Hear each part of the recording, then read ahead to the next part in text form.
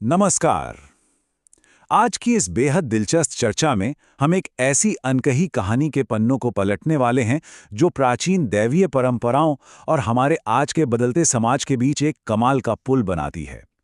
ये सिर्फ एक पुरानी कथा नहीं है, बल्कि ये देखना वाकई अद्भुत है कि कैसे सदियों पुराने मिथक आज के आधुनिक सामाजिक मूल्यों को नया रूप दे रहे हैं। तो चलिए सीधे इस बड़े रहस्य में गोता लगाते हैं। आखिर राधा जी की कहानी का असल अंत क्या था? ये एक ऐसा सवाल है जो पीढ़ियों से लोगों के मन में गूंजता रहा है। उनकी अंतिम अनकही इच्छा क्या थी? हमारी आज की स्रोत सामग्री इसी रहस्य के ताने बाने को बहुत ही बारीकी से सुलझाती है। अब इस कहानी को सुनाने का जो तरीका है वो भी अपने आप में एक मास्टर क्लास है। कहानीकार अक्सर पुण्य और पाप की पारंपरिक मान्यता का उपयोग करते हैं। मतलब, अगर किसी पवित्र कथा को अधूरा छोड़ दिया तो वो पाप या आध्यात्मिक दुख का कारण बन सकता है। निष्पक्ष रूप से देखा जाए तो ये एक बेहतरीन मनोवैज्ञानिक लॉक की तरह काम करता है, जो श्रोताओं को कहानी के अंत तक बांधे रखता है। खंड 1, दिव्य प्रेम का रहस्य। इस कथा की शुरुआत एक बेहद मार्मिक और भावुक दृश्य से होती है। वृंदावन के एक शांत कुंज में अपनी वृद्धावस्था में राधा जी कृष्ण के लौटने का इंतजार कर रही हैं, और यहीं तुलसी के पौधे के नीचे उनका अंतिम बहुत ही शक्तिशाली संकल्प सामने आता है। प्रेम को मरने नहीं दिया जा सकता। वो वापस लौटने का वादा करती हैं, क्योंकि उन्हें लगता है कि इस नए युग में प्रेम की असली कीमत कहीं खो गई है। दांव यहां बहुत बड़े हैं, एकदम ब्रह्मांडीय स्तर के। आगे बढ़ते हैं खंड 2 की तरफ, एक नए युग के लिए पुनर्जन्म। अब सवाल ये था कि ये दैवीय वापसी होगी कैसे। इसे समझाने के लिए स्रोत हमें नए अवतारों से मिलवाते हैं। कथा में एक बात जो बार बार उभर कर आती है वो ये है कि दुनिया तो बदल गई है, लेकिन प्रेम का मूल्य गिर गया है। ये लाइन पूरी तरह से आधुनिक युग की उस कमी को दर्शाती है जहां सच्चे आध्यात्मिक जुड़ाव की भारी कमी महसूस होती है। इसी कमी को पूरा करने के लिए एक दैवीय हस्तक्षेप की सख्त जरूरत दिखाई गई है।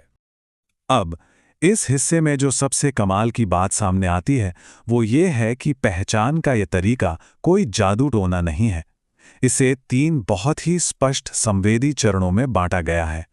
पहला, अचानक बांसुरी की धुन का सुनाई देना। दूसरा, पिछले जन्म की एक ऐसी पीड़ा महसूस होना जिसे शब्दों में बयान न किया जा सके। और अंत में अपनी आत्मा के भीतर एक गहरे कंपन का अनुभव करना। जटिल आध्यात्मिक बातों को यहाँ कितने सरल तरीके से समझाया गया है ना? इस पूरी कहानी के केंद्र में 2 मुख्य किरदार हैं, जिनके जीवन बिल्कुल अलग दिशाओं में चल रहे हैं। एक तरफ ललिता है, जो बिना किसी से सीखे ही बांसुरी की मधुर धुन निकाल लेती है। दूसरी तरफ अनंतानंद हैं, एक साधु जो ये उपदेश देते हैं कि प्रेम सिर्फ शरीर का नहीं बल्कि आत्मा का गहरा संबंध है। उनका अंतिम लक्ष्य एक दूसरे को खोजना है, ताकि वो दुनिया को प्रेम की शाश्वत प्रकृति दिखा सकें। और यही वो बिंदु है जहां व्यक्तिगत प्रेम और कठोर परंपराओं का आमना सामना होता है। खंड 3, परंपरा के साथ संघर्ष। और यहीं से इस पूरी चर्चा का मुख्य तनाव शुरू होता है। हमारे सामने 2 बिल्कुल विपरीत विचारधाराएं हैं। एक तरफ कुरंगनाथ हैं, जो सामाजिक कठोरता का प्रतीक हैं। उनका पूरा ध्यान नियमों, सख्त ब्रह्मचर्य और समाज के स्थापित पदानुक्रम को बनाए रखने पर है। इसके ठीक उलट ललिता और अनंतानंद का दिव्य अनुनाद है, जो आत्मा के संबंध और व्यक्तिगत आध्यात्मिक प्रेम पर जोर देता है। हम यहाँ सिर्फ ये देख रहे हैं कि कैसे स्रोत सामग्री इन दोनों दृष्टियों को हमारे सामने रखती है। कुरंगनाथ का डर भी अपनी जगह स्पष्ट है। उनका मानना है कि यदि ये दोनों एक हो गए तो समाज में प्रेम को धर्म से ऊपर का स्थान मिल जाएगा। निष्पक्ष होकर देखा जाए तो ये एक बहुत ही गहरी चिंता है कि अगर एक साधु और एक कन्या के इस आध्यात्मिक रिश्ते को मान्यता मिल गई तो शायद समाज का पूरा धार्मिक और सामाजिक ताना बाना ही बिखर जाएगा। अब आते हैं खंड 4 पर, आत्मा की अंतिम परीक्षा। ये अग्नि परीक्षा बिल्कुल एक टिक टिक करती घड़ी की तरह है, जो रोमांच को चरम पर ले जाती है। पहले दिन कुरंगनाथ ये कठिन चुनौती सामने रखता है। फिर 5वें दिन ललिता अपनी आंखों पर पट्टी बांधकर अपनी यात्रा शुरू करती है। 10वें दिन कुरुंगनाथ एक नकली आवाज के जरिए उसे गुमराह करने की कोशिश करता है। और फिर आता है 14वां दिन, पूर्णिमा की वो रात जहां उसे सिर्फ अपनी आत्मा की आवाज से अनंतानंद को खोजना है। इस परीक्षा में जो होता है वो वाकई सोचने पर मजबूर कर देता है। ललिता बाहर की हर आवाज और दृश्य को पूरी तरह से नकार देती है। कुरंगनाथ का धोखा इसलिए काम नहीं आता क्योंकि जैसा कि कहा गया है, उसकी आत्मा मौन है। और अंततः एक अंधेरी गुफा में बिना कुछ देखे ललिता सिर्फ और सिर्फ बांसुरी के कंपन से अनंतनाद को पहचान लेती है। ये हिस्सा इस बात पर जोर देता है कि सच्चा प्रेम शारीरिक आकर्षण नहीं बल्कि भीतर का अनुनाद है। आखिरी और 5वां खंड, सामाजिक व्यवस्था को चुनौती। लेकिन कहानी उस गुफा में खत्म नहीं होती। यहाँ ऋषि का एक बहुत ही स्पष्ट आदेश आता है, प्रेम को समाज द्वारा मान्यता मिलनी ही चाहिए, वरना ये हमेशा के लिए छिप जाएगा। इसलिए सिर्फ निजी तौर पर एक दूसरे को पहचान लेना काफी नहीं था। कथा उन्हें मजबूर करती है कि वो राज दरबार में जाएं और विवाह के पारंपरिक नियमों को सबके सामने चुनौती दें। दरबार का वो दृश्य विचारों के एक महासंग्राम जैसा है। अनंतानंद बड़ी ही दृढ़ता से प्रेम को सत्य बताते हैं, न कि अपने किसी व्रत का टूटना।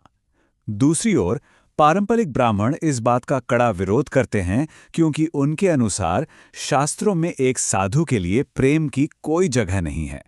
और इस पूरी बहस के बाद अंतिम फैसला राजा के कंधों पर आ जाता है, जो अपनी खुद की बचपन की यादों में इसका जवाब ढूंढते हैं। और फिर राजा का वो फैसला आता है जो इस पूरी कथा का सार है। विवाह समाज का नियम है, लेकिन प्रेम आत्मा का। ये एक वाक्य एकदम सटीक तरीके से बताता है कि कैसे ये पौराणिक कथा आज के व्यक्तिगत प्रेम को सही ठहराती है। ये फैसला रूढ़िवादी नियमों से ऊपर उठकर आत्मा के सच्चे संबंधों को प्राथमिकता देता है। तो अगर इस पूरी चर्चा का निचोड़ निकालें तो प्रेम यानी दिव्य प्रेम की क्या परिभाषा सामने आती है? इस कहानी के अनुसार ये एक ऐसा गहरा कनेक्शन है जो शरीर, कठोर सामाजिक रीति रिवाजों और तय की गई धार्मिक सीमाओं से बहुत आगे की चीज है। यहाँ प्रेम कोई बगावत नहीं है, बल्कि इसे सबसे बड़ा ब्रह्मांडीय सत्य माना गया है। अब सोचने वाली बात यह है कि आज के समय में इन सब बातों का क्या महत्व है। असल में आज कहानीकार इन प्राचीन मिथकों और पवित्र पात्रों का उपयोग बहुत ही रणनीतिक तरीके से करते हैं। वो सिर्फ अतीत की गाथा नहीं गा रहे हैं, बल्कि वो इन कहानियों के जरिए आज के बदलते सामाजिक मूल्यों को एक वैधता दे रहे हैं। ये कथाएं आधुनिक समाज में व्यक्तिगत आज़ादी और प्रेम की एक तरह से वकालत करती हैं। इस चर्चा को खत्म करने से पहले एक सवाल जो हम सबको खुद से पूछना चाहिए, प्राचीन मिथक आज भी प्रेम और समाज की हमारी परिभाषाओं को कैसे आकार दे रहे हैं? ये देखना सचमुच बहुत दिलचस्प है कि सदियों पुरानी ये कहानियां आज भी हमारे विचारों में कितनी गहराई से रची बसी हैं। इस चर्चा का हिस्सा बनने के लिए बहुत बहुत धन्यवाद। ज्ञान हासिल करते रहें और ऐसे ही विचार करते रहें।